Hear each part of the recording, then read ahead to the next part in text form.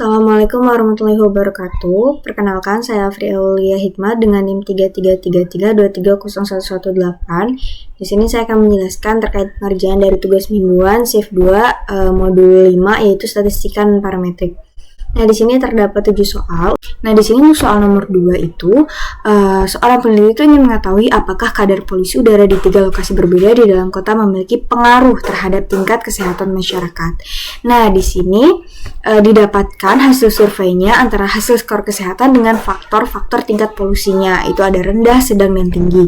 Nah, kemudian untuk pertanyaannya, dengan taraf signifikansi alfa sama dengan 0,05, kita akan menentukan apakah terdapat perbedaan median skor kesehatan masyarakat berdasarkan tingkat populasi udara di 3 wilayah tersebut.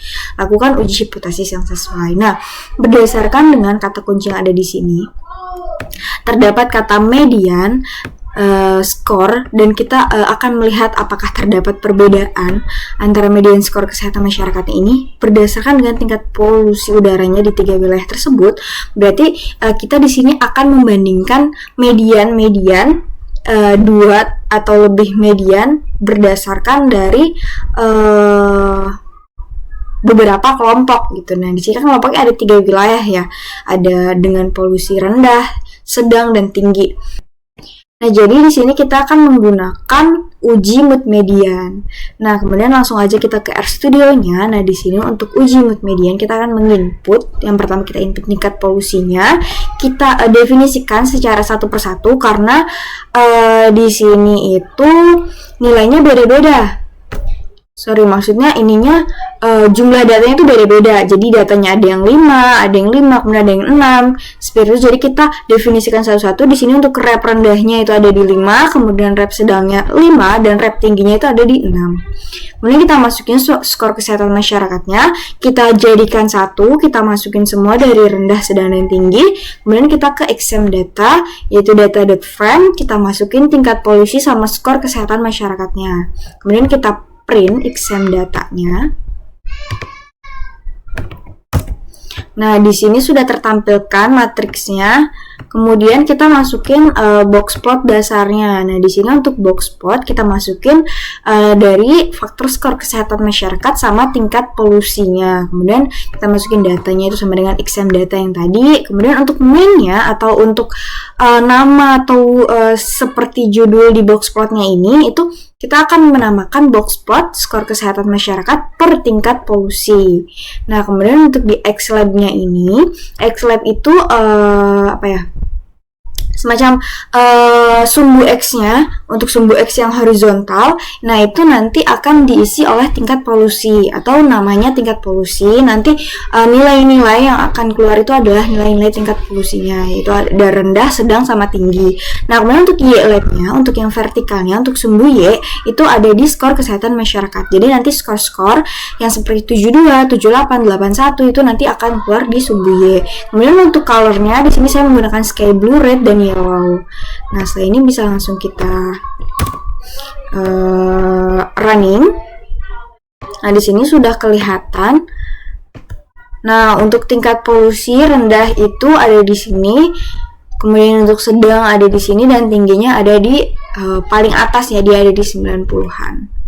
Nah, kemudian setelah itu kita akan menginstal install package seperti ini.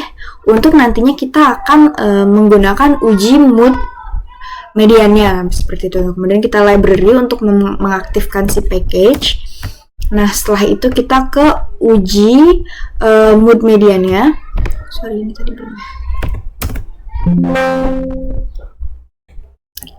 Sudah terinstall. Jadi di sini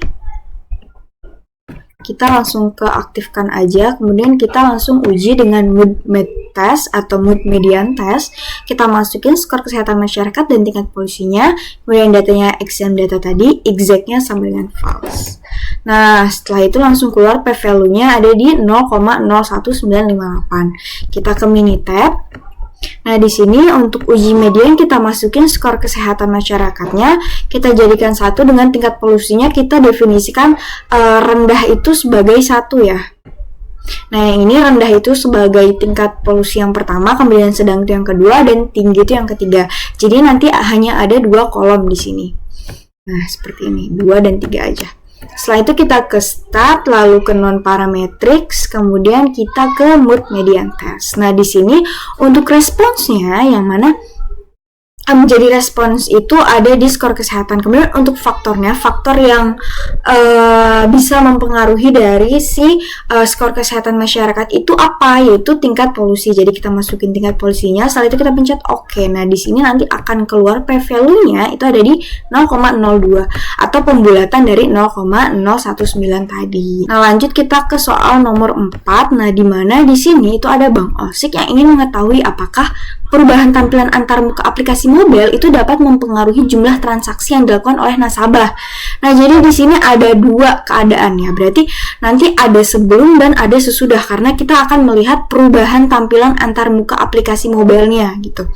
Nah, di sini pertanyaannya itu adalah apakah dengan perubahan tampilan antar muka aplikasi mobile tersebut secara bermakna efektif untuk menaikkan jumlah transaksi yang dilakukan oleh nasabah.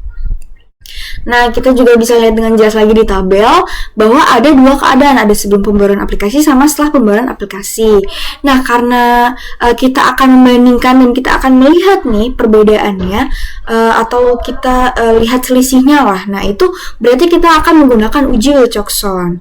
Nah, di sini untuk uji Wilcoxon itu yang paling gampang karena kita cuma akan memasukkan data sebelum pembaruan sama setelah pembaruan aplikasinya. Kita masukin semua jumlah transaksinya, kemudian kita langsung aja ke Wilcox testnya, yaitu sebelum pembaruan aplikasi kita masukin datanya. Setelah itu setelah pembaruan aplikasi juga kita masukin, kemudian rate-nya itu adalah sama dengan true. Nah, setelah itu bisa langsung kita running, kemudian akan ditampilkan p-value-nya. Nah, di sini p-value-nya itu adalah 0,005144. Kita bisa ke Minitab. Nah, untuk di Minitab kita masukin sebelum pembaruan sama setelah pembaruan. Nah, untuk selisih ini kita bisa hitung, tidak perlu manual, kita ke kalkulator. Sini kalkulator, kemudian kita masukin kalau kita mau cari selisih. Nah, setelah itu untuk expression-nya, untuk menghitung selisih itu kan kita akan mendapatkannya dari setelah pembaruan ini biasanya dikurang sama sebelum pembaruan, ya kan? Jadi keadaan yang setelah dikurang dengan keadaan yang sebelum itu akan didapatkan selisihnya di antara kedua tersebut. Kemudian bisa langsung kita pencet OK, nanti akan muncul tampilan seperti ini. Nah, setelah itu kita ke start karena kita mau menghitung Wilcoxon. Nah, untuk variabel saya kita masukin selisihnya, kemudian kita ke tes mediannya, kita langsung masukin OK. Nah, di sini langsung keluar p-value-nya itu merupakan pembulatan dari yang si RStudio tadi itu ada di 0,006.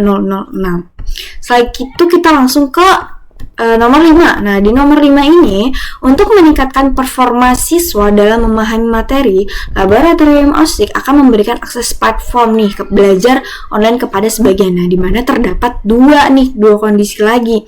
Ada mahasiswa tanpa akses platform atau mahasiswa dengan akses platform. Ada 2 kelompok. Nah, di sini kita akan menghitung dengan A senilai 0,05, tentukan apakah terdapat perbedaan yang signifikan dalam nilai ujian antara mahasiswa dengan akses platform dan yang tanpa akses platform.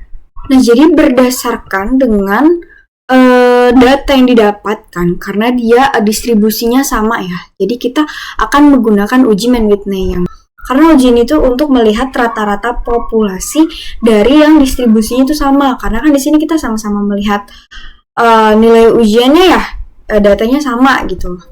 Nah, jadi kita akan menggunakan uji Mann-Whitney. Kemudian kita langsung aja ke sini. RStudio. Nah, pertama kita masukin nih akses platformnya, itu berarti kan ada dua populasi. Ada mahasiswa akses platform sama ada mahasiswa tanpa akses platform. Datanya ada di 12 sama ada di 9. Nah, setelah itu kita langsung masukin nih untuk nilai ujiannya. Karena di sini kita nulisnya mahasiswa akses platform dulu yang 12, berarti kita masukin nilai ujian yang mahasiswa akses platformnya dulu nih sampai 12 data.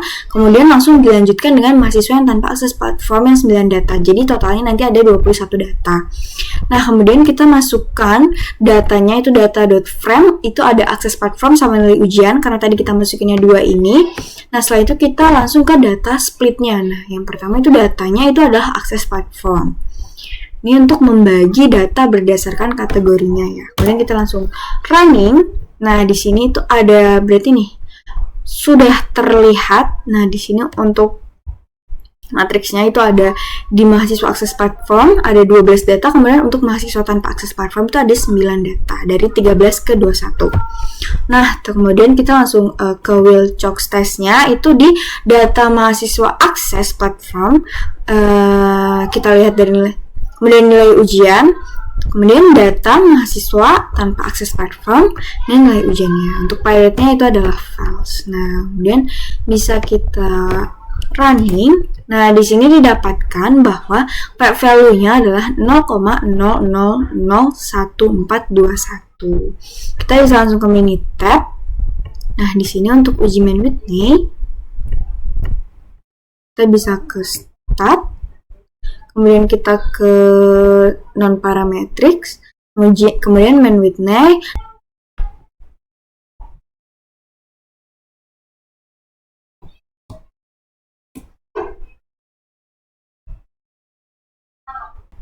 Nah, di sini hasilnya keluar ada di 0,0000. Kenapa 0,000 hasilnya 0? Itu karena di RStudio itu 0-nya 3 kali di belakang koma. Ini. Nah, jadi untuk di Minitab itu karena angkanya terlalu banyak yang nolnya, jadi dia kebacanya hanya sampai di 3 angka belakang koma, yaitu 000-nya aja. Nah, kemudian kita bisa langsung ke soal nomor 7 nih, nomor terakhir. Nah, di mana ada seorang peneliti ingin mengetahui apakah preferensi masyarakat dalam memilih metode pembayaran di toko retail bersifat acak atau memiliki pola tertentu. Nah, sebenarnya kita udah bisa lihat nih dari kata kunci yang ada di sini bersifat acak, berarti kita akan menggunakan uji kerandoman atau run test. Nah, di sini langsung ada nih, ya kan? Nah, baik, langsung aja kita ke RStudio-nya. Nah, di sini untuk soal nomor 7, kita akan menginstal package. Kita akan gunain package run test atau random test dengan T-series-nya. Nah, jadi kita install dua-duanya. Sebenarnya saya udah pernah install, jadi langsung aja kita aktifin dua-duanya. Setelah itu kita ke run test-nya, kita masukin data numeriknya. Nah, di sini untuk datanya itu kita pakainya seperti ini. Nah, jadi kita masukin sampelnya. Tadi kan ada 10 sampel. Ada tunai, non-tunai, tunai, non-tunai, non-tunai, seperti itu. Tapi di sini kita pakainya adalah angka. Jadi kita misalkan bahwa tunai itu adalah 0 dan non-tunai itu adalah 1. Jadi kita masukin itu angka di sini untuk metode pembayaran yang sampel 1 0, yang mana dia menggunakan tunai, kemudian yang kedua itu 1 dan berikut seterusnya. Nah, kita masukin ke data di sini untuk nantinya kita langsung copy ke sini. Nah, setelah itu kita masukin langsung run testnya, itu faktornya dari data yang di sini. Data yang udah kita masukin ini. Nah, ini bisa langsung kita running. Nah, langsung keluar hasilnya P value itu ada di 0,5023. Bisa langsung kita running di Minitab. Aduh. Oh iya benar. Nah, di sini bisa kita langsung ke stat, kemudian ke non-parametrik, lalu kita ke run test. Nah, untuk variabelnya itu berarti kita masukin si metode pembayaran.